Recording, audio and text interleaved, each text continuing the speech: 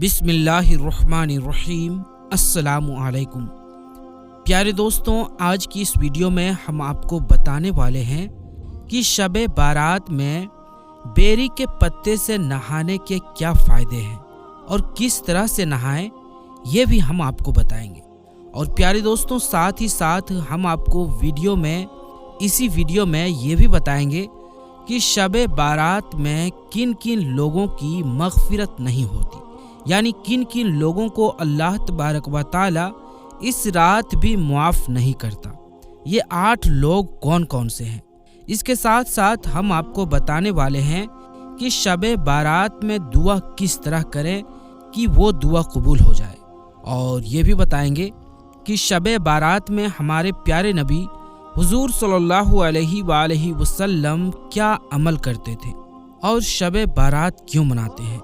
پیارے دوستوں، ایک ہی ویڈیو میں یہ ساری باتیں آپ جان پائیں گے، اسی لیے اس ویڈیو کو پورا آخر تک ضرور دیکھیں۔ پیارے دوستوں، ہم آپ کو بتا دیں کہ بیری کے پتے سے نہانے یعنی غسل کرنے کا طریقہ اور اس کے فائدے کے بارے میں۔ پیارے دوستوں، شب بارات کی جو رات آتی ہے، اس رات میں آپ کو ایک غسل کرنا ہوتا ہے۔ یہ غسل بڑا ہی فائدہ دیتا ہے۔ اس غسل کے ذریعے سے آپ ان گنت فائدے حاصل کر سکتے ہیں۔ دوستوں، شب بارات شعبان کی 15ویں رات 14 تاریخ کے گزر جانے کے بعد مغرب کی نماز پڑھ لینے کے بعد آپ پوری رات بھر کبھی بھی یہ غسل کر سکتے ہیں، کبھی بھی آپ نہا سکتے ہیں۔ اس غسل کا جو وقت ہے، جو ٹائم ہے، وہ مغرب کے وقت سے فجر کے وقت تک پوری رات ہے، یعنی پوری رات میں آپ کبھی بھی غسل کر سکتے ہیں، کبھی بھی نہا سکتے ہیں۔ لیکن نہانے میں تھوڑے بہت کچھ کام کر لینے ہیں۔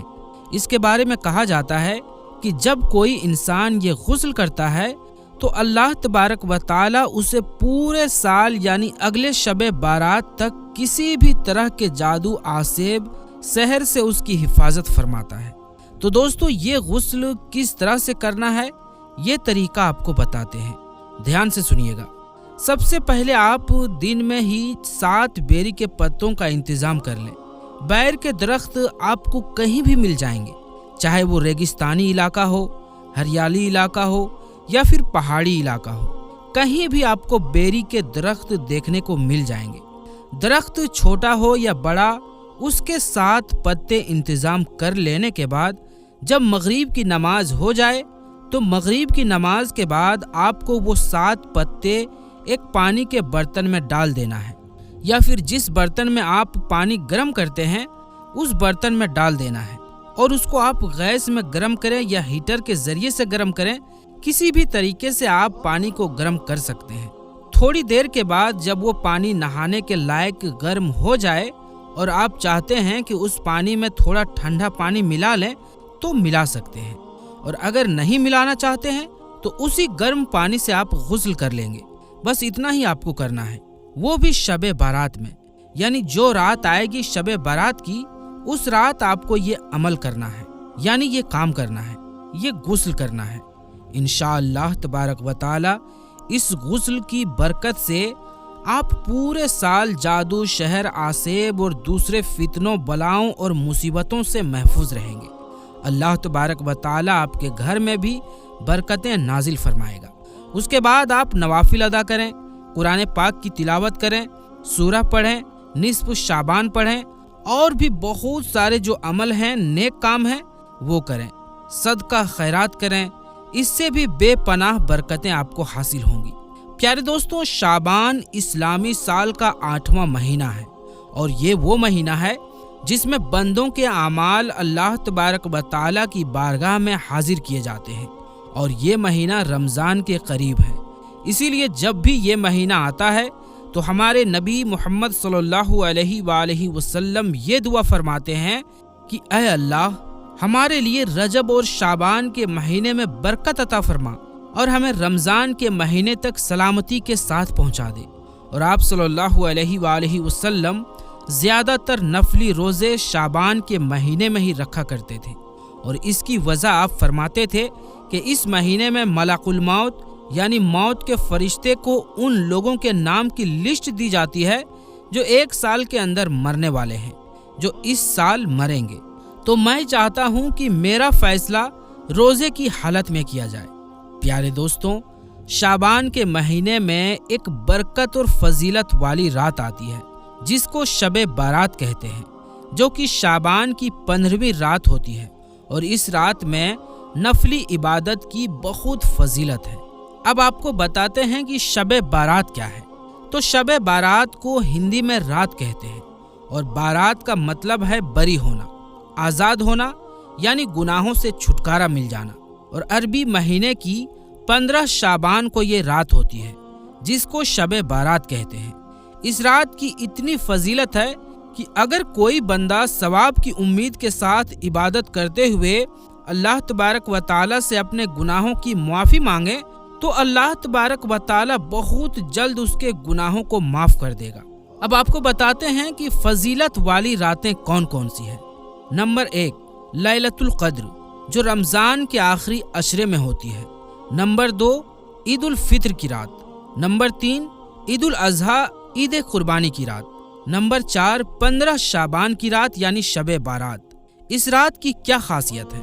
تو دوستوں، جس طرح پورے سال کا بجٹ سرکار پیش کرتی ہے کہ پورے سال کیا ہوگا، اسی طرح اس رات میں آنے والے سال کے تمام قدرتی کاموں کا لیکھا جوکھا اللہ تبارک و تعالی فرشتوں کو دے دیتا ہے، جیسے کہ لوگوں کی زندگی اور موت وغیرہ۔ اس رات میں کیا کوئی خاص عبادت ہے؟ تو نہیں، اس رات میں کوئی خاص عبادت نہیں جو سنت سے ثابت ہو۔ ہاں، نفلی عبادت کوئی بھی کر سکتے ہیں، جیسے نفل نماز پڑھنا، قرآن کی تلاوت کرنا، اللہ کا ذکر کرنا، دعا کرنا، کیونکہ یہ رات بخشش کی رات ہے، اسی لیے اللہ کے سامنے اپنے گناہوں کی معافی ضرور مانگنا۔ کیا اس رات میں صلاۃ و تسبیح پڑھنا ضروری ہے؟ نہیں، جیسا کہ میں نے اوپر کہا کہ اس رات میں کوئی عبادت خاص نہیں ہے۔ ہاں، نفلی عبادت جو بھی چاہے کر سکتے ہیں۔ جہاں تک صلاۃ و تسبیح کی بات ہے تو یہ نماز نفل ہے اور فضیلت والی ہے، آپ چاہیں تو پڑھ لیں، کیونکہ اس نماز کی اتنی فضیلت ہے کہ اس کو صرف اسی رات میں نہیں بلکہ پورے سال میں کئی بار پڑھنا چاہیے۔ اب بات آتی ہے، کیا صلاۃ و تسبیح جماعت کے ساتھ پڑھی جا سکتی ہے؟ تو نہیں، نفل نماز جماعت کے ساتھ نہیں پڑھی جاتی، بلکہ اسے الگ الگ اپنے طور پر پڑھیں۔ اس رات میں عبادت مسجد میں کریں یا گھر میں۔ تو ہمارے پیارے نبی حضور صلی اللہ علیہ وآلہ وسلم نے فرمایا کہ اپنے گھروں کو قبرستان نہ بناؤ۔ مطلب یہ ہے کہ فرض نمازوں کے علاوہ نفل سنتوں اور ذکر سے اپنے گھر کو منور اور روشن کرو، اور اس رات میں عبادت نفلی ہے، اسی لیے یہ گھر میں کریں تو زیادہ بہتر ہے، کیونکہ نفلی عبادت کے لیے لوگوں کو جمع ہونا ٹھیک نہیں ہے۔ اپنے طور پر جتنا ہو سکے کرنا چاہیے۔ شب بارات میں ہمارے نبی صلی اللہ علیہ وآلہ وسلم کا کیا عمل تھا، یعنی وہ کیا کرتے تھے؟ حضرت عائشہ صدیقہ رضی اللہ تعالی عنہا فرماتی ہیں کہ نبی پاک صلی اللہ علیہ وآلہ وسلم 15ویں شعبان کو گھر تشریف لائے، اور ابھی پورے کپڑے اتارے بھی نہیں تھے کہ پھر پہن لیے اور گھر سے نکل پڑے۔ میں بھی پیچھے پیچھے چل گئی، یہ دیکھنے کے لیے کہ آپ کہاں جا رہے ہیں۔ تلاش کرتے کرتے میں نے آپ کو دیکھا کہ آپ مسلمانوں کے قبرستان میں ہیں اور مومنوں کے لیے دعائے مغفرت کر رہے ہیں۔ تو ہمیں بھی چاہیے کہ اس رات کے آخری حصے میں قبرستان جائیں اور اپنے مرحومین کے لیے دعائے مغفرت کریں۔ اب بتاتے ہیں کہ شب بارات میں دعا کیسے کریں۔ اگر کوئی عربی دعا یاد نہ ہو تو اس طرح دعا مانگیں: اے میرے اللہ، تو ہی سب پر احسان کرنے والا ہے، کوئی تجھ پر احسان نہیں کر سکتا۔ اے امت پر مہربانی کرنے والے، اے بندوں کو عطا کرنے والے، تیرے سوا کوئی معبود نہیں۔ تو گرتوں کو تھامنے والا ہے، بے پناہوں کو پناہ دینے والا ہے، پریشان حالوں کا اور مصیبتوں کا ماروں کا تو ہی سہارا ہے۔ اے اللہ، تیرے سوا کس سے مانگوں؟ تو ہی داتا ہے، میری بدقسمتی کو دور کر دے اور اپنے حلال رزق سے مجھے محروم نہ کر۔ بے شک تو ہر چیز پر قدرت رکھنے والا ہے۔ اے اللہ، میری پریشانیوں کو دور فرما، چاہے ان کو جانتا ہوں یا نہیں، یقیناً تو ہی سب سے زیادہ احسان کرنے والا ہے۔ اے اللہ، نیک اولاد عطا فرما اور ہماری مغفرت فرما۔ اے اللہ، تمام گناہوں کو معاف فرما وہ چھوٹے ہوں یا بڑے، جان بوجھ کر کیے گئے ہوں یا انجانے میں، اجالے میں کیے گئے ہوں یا اندھیرے میں۔ اور اے اللہ، آئندہ ہمیں گناہوں سے بچنے والا بنا دے اور ان گناہوں کی نحوست کو مٹا دے۔